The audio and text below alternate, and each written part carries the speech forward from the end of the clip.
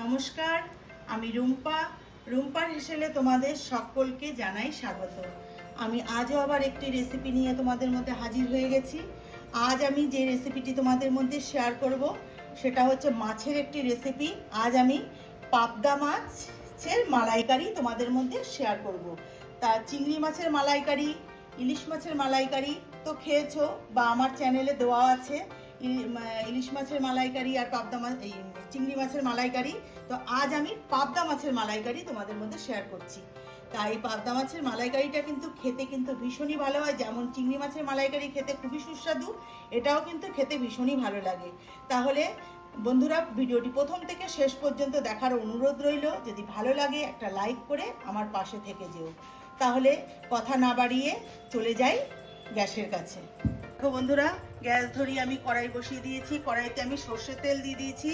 রান্নাটা কিন্তু আমি সর্ষের তেলেই করব, তাই সর্ষের তেল দিয়ে দিয়েছি। আর এখানে দেখো পাবদা মাছে আমি নুন, হলুদ আর একটু সর্ষের তেল মাখিয়ে নিয়েছি, কেননা আঁশবিহীন মাছ কড়াইতে তেলের মধ্যে দিলে পরে ফোটে, এই জন্য আমি তেল মাখিয়ে নিয়েছি।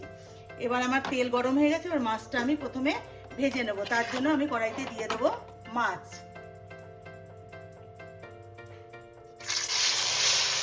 কড়াইতে আমি মাছ দিয়ে দিয়েছি।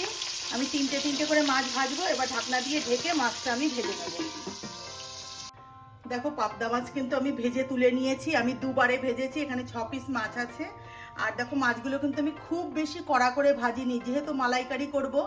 আর এটা যদি ঝাল করতাম তাহলে কড়া করে ভাজতাম। আর এই মাছ কিন্তু দেখো দেশি বলে মাছের সাইজটা কিন্তু একটু ছোট, দেশি পাবদা, এই জন্য এগুলো খেতে কিন্তু ভীষণই ভালো লাগে এই দেশি পাবদাগুলো। তো এবার ওই তেলের মধ্যেই দেখো এখন আমি মশলা দিয়ে দেবো।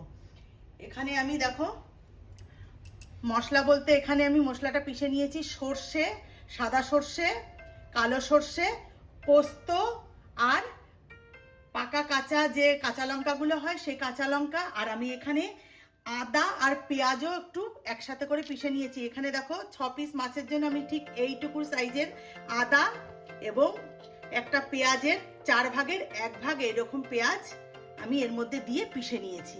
এবার এই তেলের মধ্যেই আমি একটু দিয়ে দেবো হলুদ গুঁড়ো, না হলে মশলাটা দিলে পরে তেল ছিটে আসবে। দিয়ে দিলাম হলুদ গুঁড়ো। এবার আমি মশলাটা দিয়ে দিচ্ছি। বন্ধুরা, আমার জানা নেই তোমরা চিংড়ি মাছের মালাইকারি তো খেয়েছো, কিন্তু পাবদা মাছের মালাইকারি খেয়েছো কিনা আমার জানা নেই। তবে একবার হলেও কিন্তু আমার মতন করে একবার রান্না করে খেয়েও, দেখবে ভীষণই ভালো লাগে। এবার আমি মশলাটা লেগে আছে, এটা এটুকু দিয়ে দিচ্ছি। এবার আমি এর মধ্যে দেব লবণ। আমি যেহেতু সর্ষে পোস্ত আগে থেকে লবণ আমি দিয়েই পিষেছি, এবার আমি পরিমাণ মতন একটু দিয়ে দিচ্ছি। আর দেবো এর মধ্যে একটু হলুদ গুঁড়ো দেবো।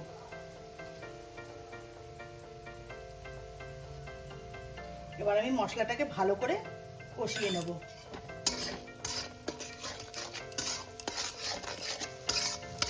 দেখো মশলা কিন্তু আমার কষানো হয়ে গেছে, দেখো তেল ছেড়ে দিয়েছে। যেহেতু এর মধ্যে সর্ষে আর সর্ষে পোস্ত বেশি কষাতে লাগে না। আর আদা আর পেঁয়াজ তো আমি সামান্য পরিমাণে দিয়েছি। অনেকে আদা আর পেঁয়াজের রসও ব্যবহার করে, তা আমি চিংড়ি মাছের মালাইকারি যখন করি তখন আমি তার মধ্যে আদার রস আর পেঁয়াজের রস দিই। এখানে আমি 1 টুকরো পেঁয়াজ আর 1 টুকরো আদা আমি পোস্তের সঙ্গে পিষে দিয়েছি। এবার আমার মশলা কষানো হয়ে গেছে। আমি এবার এর মধ্যে দিয়ে দেবো নারকেলের দুধ।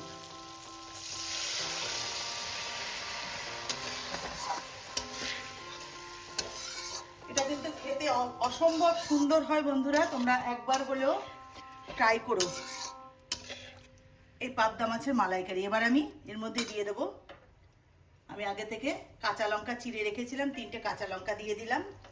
আর এবার আমি মাছগুলো দিয়ে দেবো।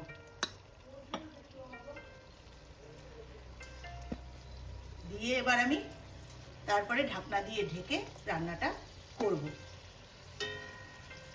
একবার হলেও তোমরা কিন্তু অবশ্যই এই রান্নাটা করে খেয়ে দেখো। হয়তো তোমরা ভাবতে পারো পাবদা মাছের আবার মালাইকারি, কিন্তু হ্যাঁ, সত্যি ভালো লাগে।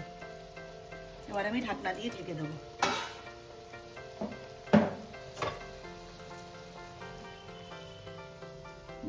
মিনিট 5 থেকে 7 মিনিট পরে আবার ফিরে আসছি।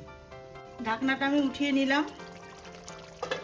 দেখো নারকেলের দুধ যতটা দিয়েছি অনেকটাই টেনে গেছে, তবে আমি এতটুকু গ্রেভি আমি রাখবো। আমার কিন্তু রান্নাটা হয়ে গেছে। এটা কিন্তু সম্পূর্ণ একটা ইউনিক রেসিপি। আর বন্ধুরা, এটা কিন্তু আমি নিজের মন থেকে রান্নাটা আমি করেছি, একবার করে খেয়ে দেখেছি, আমার ভীষণ ভালো লেগেছে, তাই আবার আমি তোমাদের মধ্যে এই রেসিপিটা শেয়ার করলাম। এটা আমি নিজের মন থেকে আমি এই রেসিপিটা করেছি। তা দেখো আমার হয়ে গেছে, আমি গ্যাসটা বন্ধ করে দিচ্ছি। এবার আমি নামিয়ে নিয়ে তোমাদের দেখাচ্ছি। দেখো পাবদা মাছের মালাইকারি আমার হয়ে গেছে, আমি একটা প্লেটে তুলে নিয়েছি। এই রেসিপিটা একবার যদি বাড়িতে বানাও না, তাহলে সর্ষে পোস্ত দিয়ে পাবদা বা পাবদা মাছের ঝাল খাওয়া ভুলে যাবে। এটাই খেতে বারবার মন চাইবে, এই পাবদা মাছের মালাইকারি। তাহলে আমার রেসিপিটি তোমাদের যদি ভালো লাগে একটা লাইক করে দিও। আর তোমাদের কাছে অনুরোধ রইল, এইভাবে রেসিপিটি তৈরি করে বাড়িতে খেয়ে আমাকে অবশ্যই কমেন্টস করে জানাবে তোমাদের কেমন লাগলো।